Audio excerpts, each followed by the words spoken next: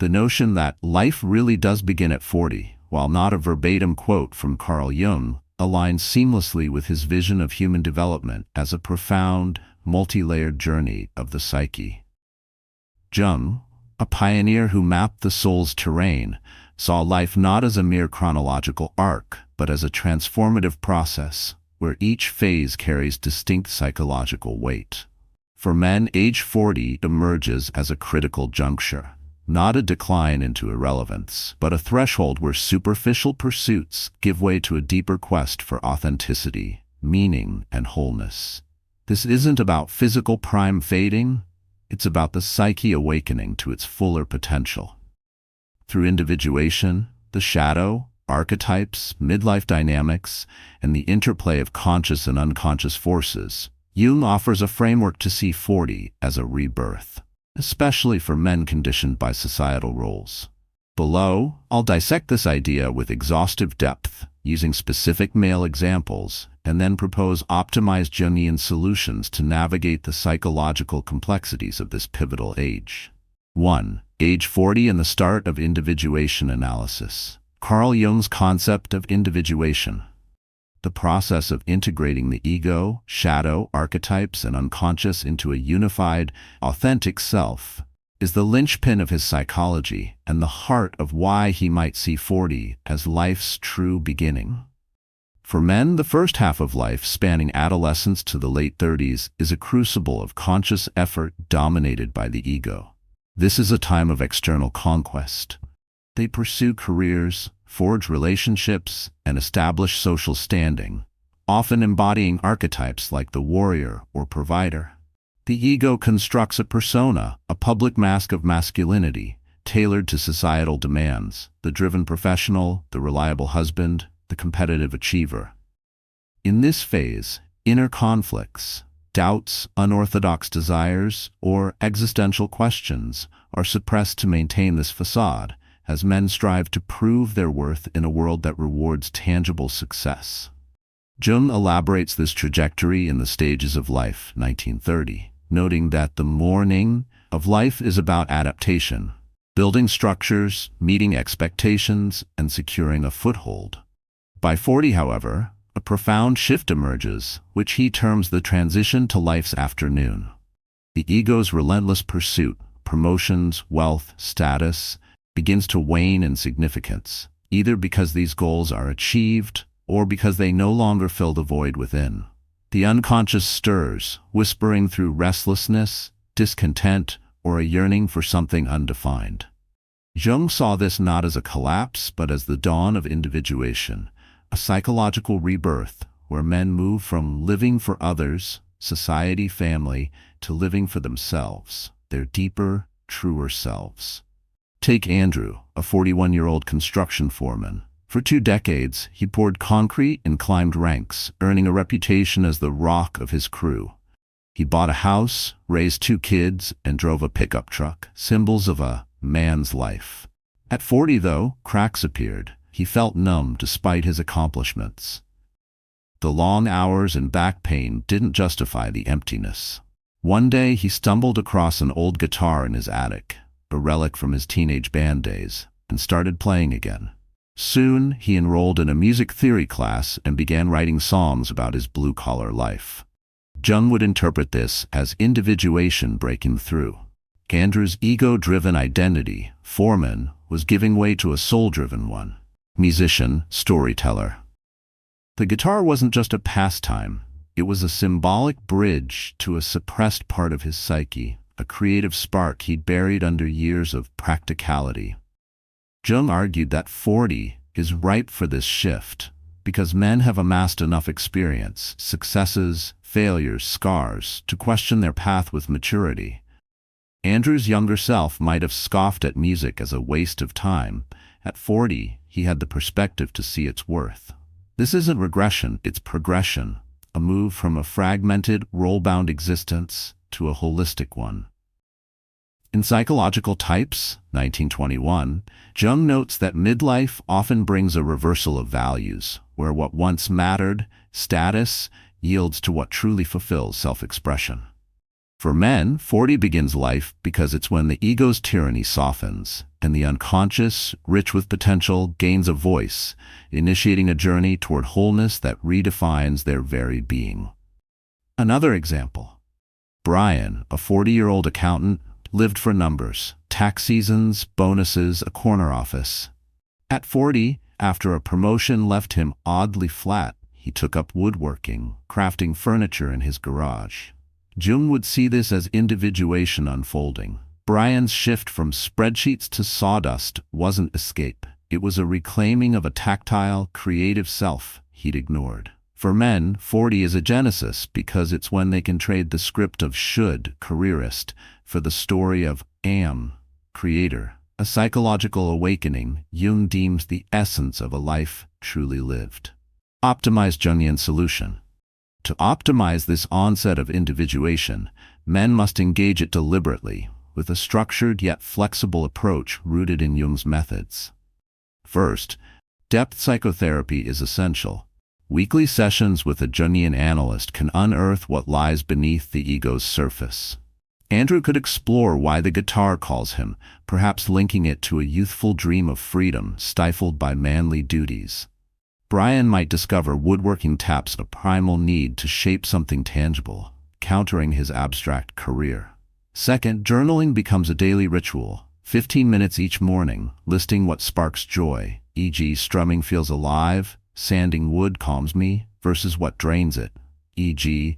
meetings suffocate me.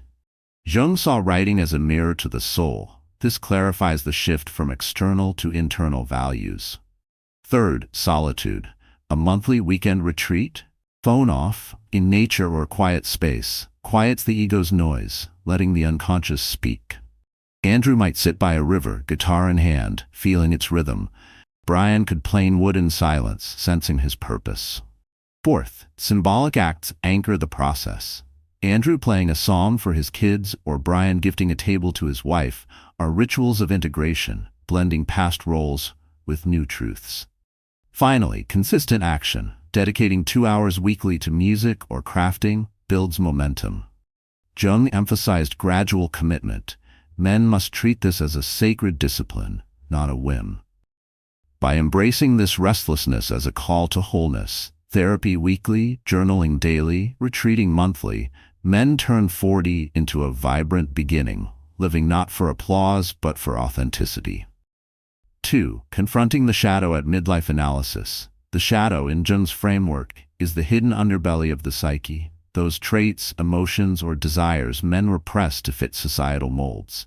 Fear, vulnerability, anger, or unacceptable yearnings. For men, the first half of life is a performance of control. They craft a persona of strength, the unflappable boss, the stoic father, the tireless worker, shoving the shadow deep to preserve this image. Tears are weakness, doubt is failure, creativity is frivolous, or so the script goes. This suppression isn't conscious defiance, it's survival in a world that prizes manliness over wholeness. At 40, Jung observed a reckoning, as detailed in Psychology and Alchemy, 1944. When external markers, career peaks, family stability, either solidify or fade, the shadow grows restless, seeping through cracks in the persona. It might emerge as irritability, regret, or a sudden fascination with what was once off-limits.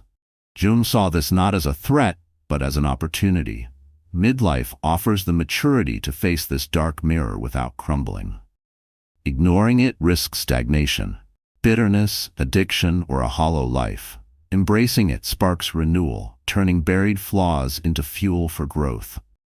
Consider Jack, a 42-year-old high school principal. For 20 years he embodied authority, strict, composed, a pillar for students and staff. At 40 he felt caged, snapping at colleagues over trivialities. In therapy he unearthed a shadow he'd denied, envy for his carefree brother, a traveling photographer whom he'd mocked as irresponsible. Jack started hiking with a camera, capturing landscapes, a soft pursuit he'd once scorned. Jung would see this as life beginning. Jack's shadow wasn't a foe, but a guide, revealing a yearning for freedom he'd buried under duty. The camera didn't weaken him, it enriched him, integrating his disciplined self with a wandering soul. Jung argued that 40 is ideal for this confrontation because men have the resilience to handle the shadow's intensity. Jack's younger self might have doubled down on control. At 40, he could bear the discomfort of envy and transform it. In two essays on analytical psychology, 1917, Jung notes that the shadow holds not just flaws, but untapped potential. Creativity, passion, depth. For Jack, photography wasn't regression. It was reclamation. Another case. Steve, a 41-year-old ex-soldier, lived by toughness. At 40, after a divorce, he felt lost, haunted by guilt over past aggression. He began boxing, not to fight, but to channel that energy, and wrote letters to his ex, seeking peace. Jung would see this as a new start. Steve's shadow, anger, shame, became a teacher, guiding him to balance force with reflection. For men, 40 begins life because it's when the shadow shifts from a silent saboteur to a loud ally, if they dare engage it. This isn't about erasing the past. It's about weaving its darkness into a fuller present. A psychological alchemy Jung celebrated as the path to wholeness. Optimized Jungian solution. Jung's optimal approach to shadow work is systematic and immersive. First, active imagination, 20 minutes daily, lets men personify the shadow, Jack's carefree wanderer, Steve's angry warrior, and ask, "What do you want?" Answers: freedom, forgiveness, spark actions, hiking, writing. Second, dream analysis, a nightly log, reviewed weekly with man and his symbols, decodes shadow signals. Jack's dream of a locked shed might mean trapped creativity. Steve's of a battlefield could signal unresolved guilt. Third, creative expression, 2 hours weekly, photography, boxing, externalizes the shadow, making it concrete. Jung saw art as a vessel for the unconscious. Consistency is key. Fourth, confession. Monthly talks with a trusted friend or therapist releases shame, Jack's envy, Steve's regret, lightening the load. Fifth, ritual integration. Jack framing a photo, Steve burning a letter, symbolizes acceptance. Men must commit. Daily imagination, weekly creativity, monthly talks, turning 40 into a transformative beginning where the shadow fuels a life of depth and courage. 3. Archetypes and the shift at 40 analysis. Jung's archetypes, universal patterns in the collective unconscious, guide men through life's phases. In youth, the hero archetype dominates. Men conquer obstacles, win accolades, or build legacies. A 33-year-old might grind for a sales bonus, lift weights for a chiseled physique, or work overtime to buy a house. Classic hero quests. This phase, detailed in Symbols of Transformation, 1912, is about external triumph, aligning with societal ideals of masculinity. Strength, victory, provision. At 40, Jung observed a profound pivot, elaborated in Modern Man in Search of a Soul, 1933. The hero recedes, and archetypes like the seeker, quest for meaning, or wise old man, inner wisdom, rise. This isn't failure, it's maturation, a shift from ego-driven feats to soul-driven exploration. The psyche, tired of conquest, craves depth, connection, insight, legacy beyond trophies. Jung saw this as a natural arc. Midlife redirects energy inward, aligning men with the collective unconscious's timeless currents. Take Eric, a 43-year-old former stockbroker. He thrived on trades, a hero mastering Wall Street's chaos. At 40, after a market crash dented his pride, he quit, studied meditation, and began teaching financial literacy to teens. Jung would see this as a transition to the wise old man, sharing knowledge over chasing profit. Eric's younger self lived for the scoreboard. At 40, he lives for impact. Another example. Luke, 41, a gym trainer, swapped powerlifting for yoga instruction after a knee injury. From hero, muscle, to seeker, balance, he reflects Jung's view that 40 begins life, when men trade shallow wins for profound growth. Jung argued that 40 is when these archetypes emerge because men have exhausted the hero's external battles, gaining the perspective to embrace subtler roles. In The Archetypes and the Collective Unconscious, 1934, he notes that midlife aligns with humanity's deeper patterns, wisdom, not warfare. For Eric and Luke, this isn't retreat, it's evolution, a beginning where life shifts from proving to understanding, from muscle to mind. Optimized Jungian solution. Jung's optimal method engages these archetypes deliberately. First, mythic study. An hour weekly with texts like The Hero with 1,000 Faces or Jung's Archetypes connects men to the seeker or wise old man. Eric could read about sages, Luke about seekers, grounding their shifts. Second, mentorship, monthly teaching. Eric's classes, Luke's yoga, embodies these roles, channeling energy outward. Third, symbolic practice, weekly rituals. Eric meditating, Luke stretching, reinforce the archetype physically. Jung saw symbols as psyche shapers. Consistency matters. Fourth, artistic reflection. Drawing or writing the archetype, e.g. Luke sketching a yogi, deepens connection, 2 hours weekly. Fifth, group discussion. Bi-monthly men's circles, explores this transition collectively. Men must commit, weekly study, monthly teaching, daily symbols, making 40 a rich beginning where archetypes guide a life of meaning. 4. The midlife crisis as an invitation analysis. Jung reframed the midlife crisis as a summons from the unconscious, not a descent into despair, as explored in The Structure and Dynamics of the Psyche, 1960. For men at 40, this often arises from disruption. Kids leave home, careers plateau, bodies weaken, gray hair, creaky joints. Society paints this as loss, youth fading, vigor waning, but Jung saw it as gain, a chance to unearth what's been buried beneath decades of duty.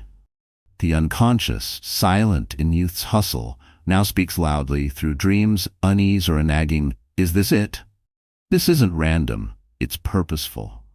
Jung believed midlife crises are the psyche's way of shaking men awake, urging them to shift from external roles, provider-achiever, to internal truths. In The Development of Personality, 1934, he notes that 40 brings a second puberty, not physical but psychic, where suppressed needs demand attention. Ignoring this risks despair. Keeping it ignites renewal. Example, Matt, a 40-year-old car salesman, felt unmoored when his daughter moved out.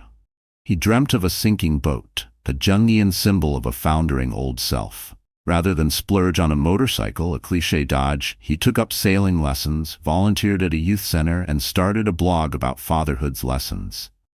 Jung would call this a rebirth.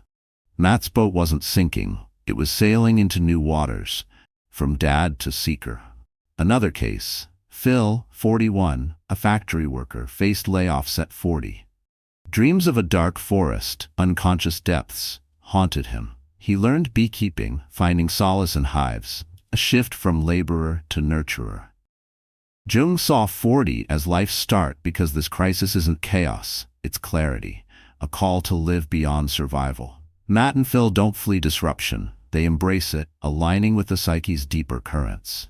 For men, this is when the unconscious becomes a partner, not a shadow, guiding them to a life of substance. Optimized Jungian solution. Jung's optimal approach harnesses this crisis deliberately. First, dream work.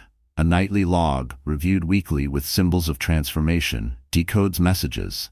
Matt's boat, transition, Phil's forest, growth. Second, symbolic engagement. 2 hours weekly, sailing, beekeeping, responds to these cues, grounding the unconscious in action.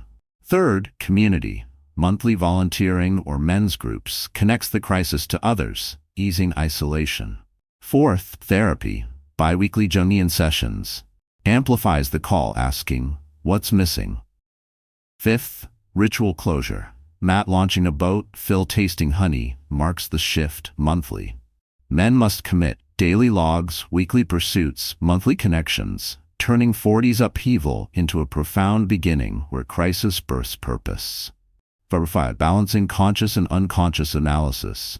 Carl Jung's psychology hinges on the interplay between the conscious and unconscious realms of the psyche, a dynamic he saw as central to human development. For men, the first half of life, roughly from adolescence to the late 30s, is dominated by the conscious mind. Logic, discipline, and structure reign supreme as they build careers, uphold societal roles, and suppress emotional or intuitive impulses deemed unproductive or unmanly. This period is about establishing order, whether it's climbing the corporate ladder, mastering a trade, or providing for a family. The ego, as the seat of consciousness, constructs a rigid identity aligned with cultural expectations: the dependable worker, the stoic husband, the unflinching leader. The unconscious, home to emotions, dreams, instincts, and repressed desires, is often sidelined, dismissed as irrelevant to the practical demands of life. By age 40, however, Jung observed a critical turning point, which he elaborates in Ion. Researches into the Phenomenology of the Self, 1951. The conscious mind's dominance begins to falter as external achievements, promotions, financial stability, or a well-run household lose their ability to satisfy. The unconscious, long neglected, asserts itself with increasing force, manifesting through restlessness, vivid dreams, or a vague sense of dissatisfaction. For Jung, this isn't a breakdown but a natural evolution. Midlife is when the psyche demands balance between these two poles. He described this as the reconciliation of opposites, a process where strength meets sensitivity, reason meets intuition, and control meets surrender. Without this integration, men risk stagnation, trapped in a one-dimensional existence. With it, they unlock a richer, more authentic life. Consider Greg, a 44-year-old former logistics manager who epitomized conscious control. For 20 years, he thrived on schedules, quotas, and efficiency, priding himself on never showing weakness. At 40, he hit a wall.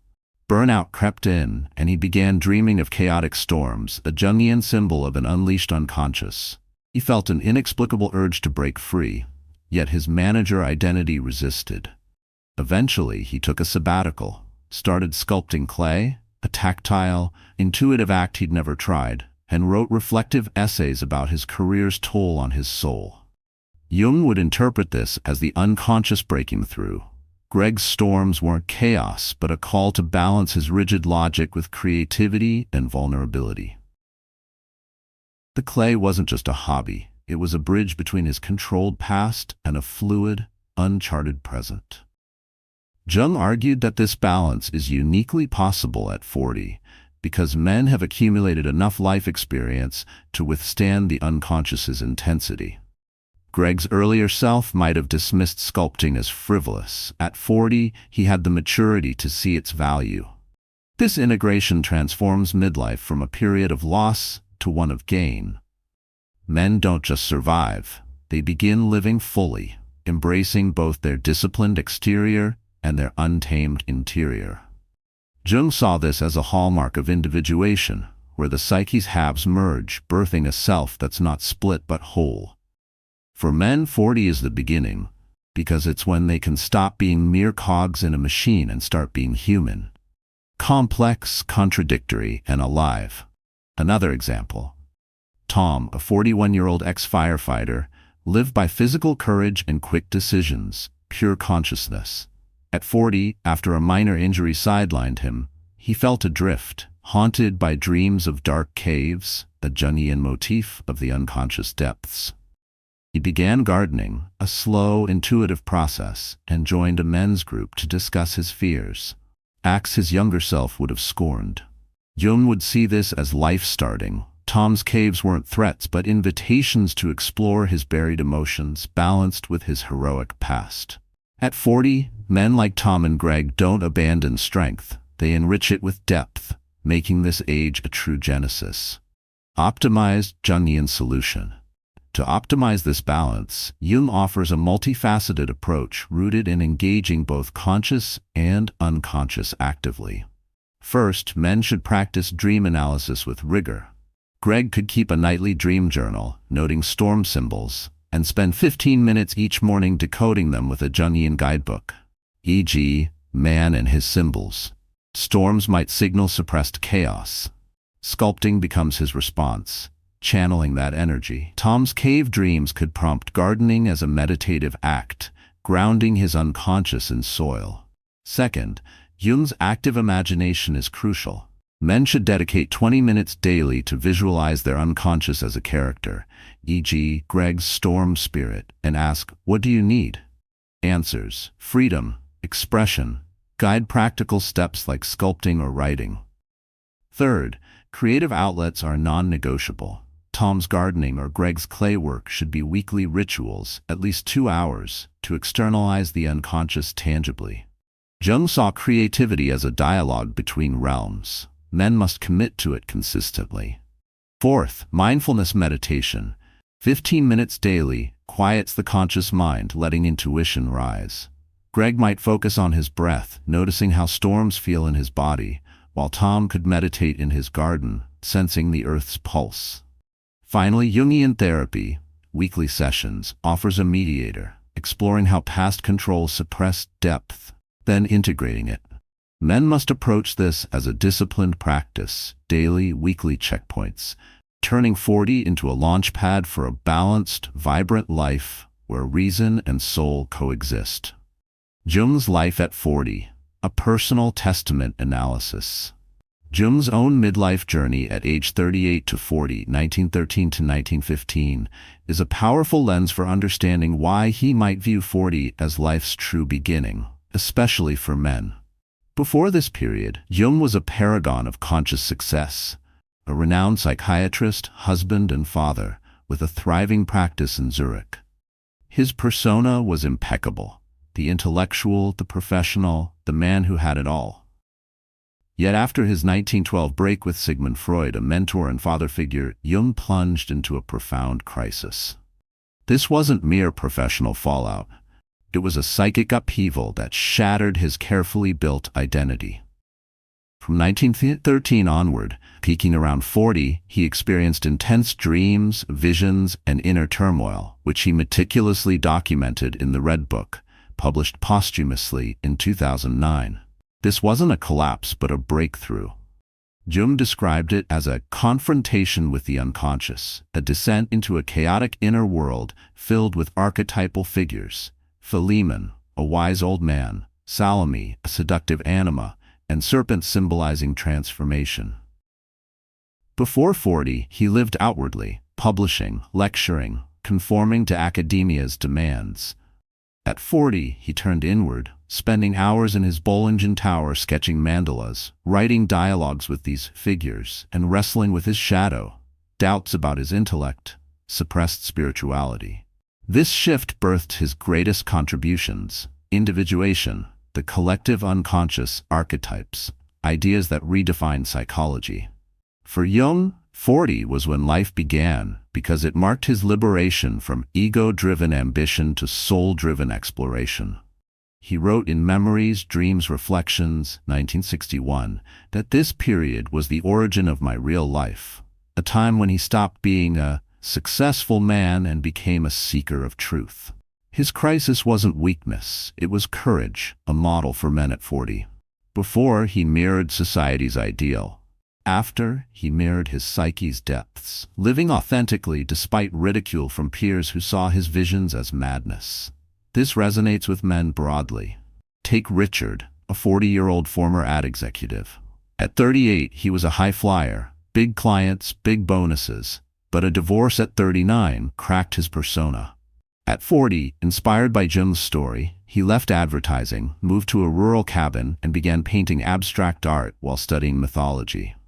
Like Jung, Richard's crisis, loss of status, family, pushed him into his unconscious, where he found mandalas in his brushstrokes and wisdom in ancient tales. Another case, Sam, 41, a mechanic, hit rock bottom after a business failure. Reading the Red Book, he started carving wooden figures of his dream characters: a warrior, a sage, rebuilding his life from within. Jung's 40 was a beginning because it's when he traded external validation for internal truth, a path men can follow. His visions weren't delusions but signposts. His tower wasn't retreat but rebirth. For men, 40 starts life because it's when they can shed the provider mask and embrace the seeker within, echoing Jung's own transformation from a man of the world to a man of the soul. Optimized Jungian solution. Jung's personal testament offers a blueprint for men at 40, optimized through immersive practices. First, men should study Jung's works, the Red Book or Memories, Dreams, Reflections. dedicating an hour weekly to absorb his journey. Richard could annotate passages about Philemon, seeing parallels in his own wise man paintings. Second, active imagination is vital. Sam might spend 30 minutes daily conversing with his carved warrior, asking, "What strength do I need?" Answers, resilience, purpose guide real-world actions like restarting his shop. Third, symbolic creation mirrors Jung's mandalas. Men should craft weekly, Richard's paintings, Sam's carvings, at least 2 hours as a ritual of inner dialogue. Fourth, solitude. Jung's tower time means a monthly retreat, a weekend alone to reflect, free of distractions. Fifth, Jungian analysis, biweekly sessions, deepens this, exploring how past roles, executive, mechanic, stifled the soul, then charting a new path. Finally, service. Volunteering monthly, like Jung's later teaching, grounds this in community. Men must treat this as a sacred discipline, weekly reading, daily imagination, monthly solitude, making 40 a profound beginning, as Jung did, where life shifts from ego's stage to psyche's canvas. Conclusion. Why life begins at 40 for men. Jung saw 40 as a rebirth. Men move from ego to individuation, shadow integration, mature archetypes, and balance. Example. Ben, 40, a welder, left the shop, built a cabin, and studied astronomy, saying, "I'm finally me." Life begins here because it's authentic.